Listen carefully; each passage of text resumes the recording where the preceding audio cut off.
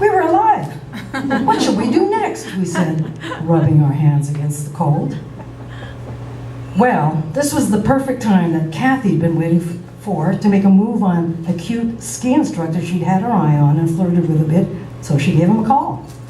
We stood across from the lake in a small cafe right on the highway, and lo and behold, EJ, this really cute guy, suggested we could stay at a small but empty cabin close ahead, but on the lakeside. Perfect! We could all have this adventure together. And P.S., he had this new thing called acid. Did we all want to try it? Chapter 17, she comes in colors. The sky was by now blue and the snow white as virgin clouds, and we were carrying our equipment across it towards a cute little cabin by the lake. EJ was cute too, and Kathy was alive with good cheer. They were going to rehearse. A bit about EJ. Kathy and all our numerous adventures to playing at lovely, exciting hopping filled with ruddy-faced skiers Lake Tahoe had a similarly huge crush on a handsome and well-formed ski instructor at Heavenly Valley, where we often played nights at the ski lodge. I can't remember his name now, but just imagine it. A circular, gigantic fireplace in the middle of this cathedral-like central room with glass, classy, gleaming wood, bar, revolving lights, and young revelers out for the weekend. Well, you get the idea. We had a fantastic time, and they always gave us a place to stay. That is to say, the nights had a 100% potential of turning into our private team playground right at the supremely tuned ski resort in one of the most beautiful places on earth. And this ski instructor was really nice, and I mean a hunk. He went for Kathy and she went for him, but he was a little bit older, who knows, maybe mid to late 20s, which seemed old, or at least urbane at the time, and also a bit of a player. He looked great in a sweater, like he just stepped out from the Alps. She never was quite sure she had his full attention over the weeks and months, and that drove her nuts. After all, she had a swarm after her, but none of that mattered. She had to have this guy, but never really and truly did, although they looked overwhelmingly beautiful together. Here's a photo from those days. I don't even know how this photo managed to survive. It looks really psychedelic in the original photo. We toned it down just a bit. So I don't know if you can see it in the snow. It says Svelts. Okay, we were really crazy about our band. All right. So her attention wandered, and there was EJ. She had her eye on him. We liked him. We liked the cabin.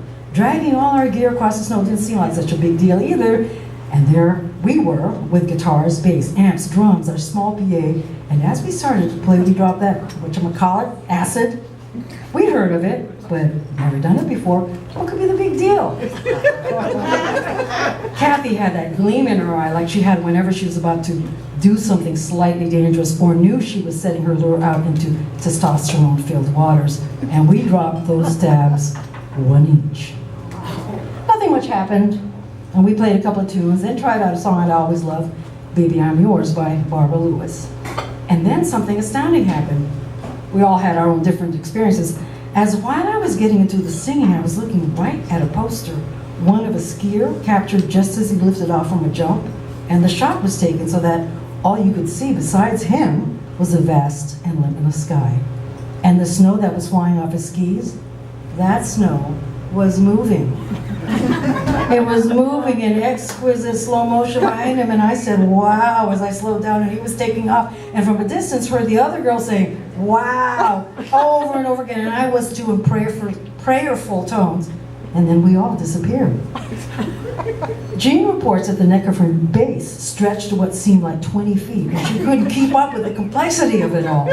She didn't really have the time to laugh then, but how was she to chase those frets reaching out into infinity? She let go and drifted off slowly, probably dancing softly with multicolored gods on a rainbow cloud. We all did, but who remembered? Remembers. None of us knew where we were. It could have been deep space.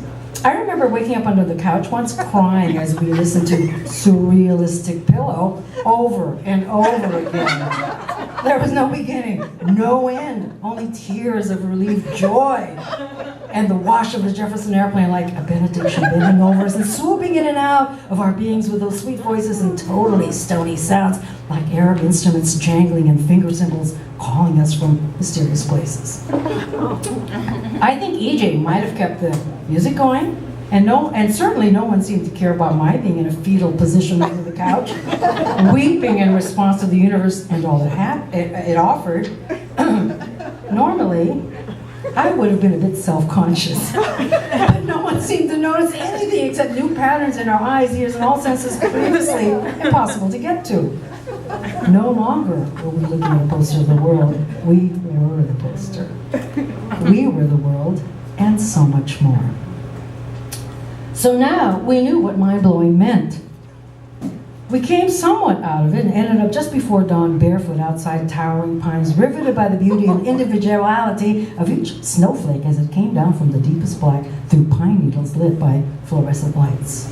We could see the patterns just so. A lot more wows ensued. It was totally true.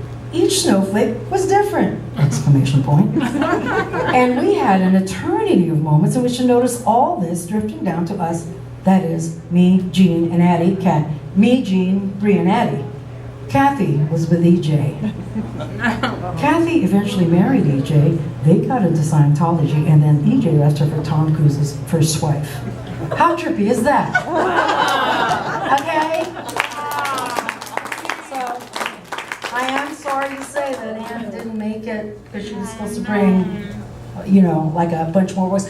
We tried to find out how much it would cost to send a box full of books, which is 30 overnight. It was like over $200, You know what? I have all these order forms here, and I promise you I sign every single book, and I do get my psychic message from you, and I signed it. I really do sign them from the heart, each and every single one.